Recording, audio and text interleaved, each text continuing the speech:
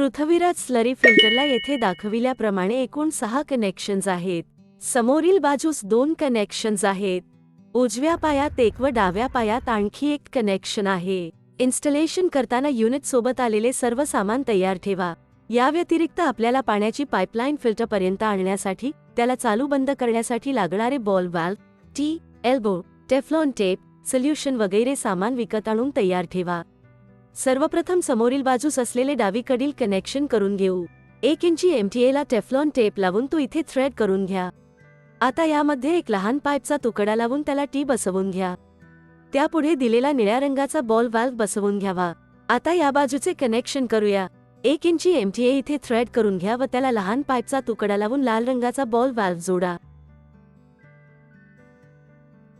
अशाच प्रकारे उजव्या व डाव्या पायातील कनेक्शन्स करून घ्या.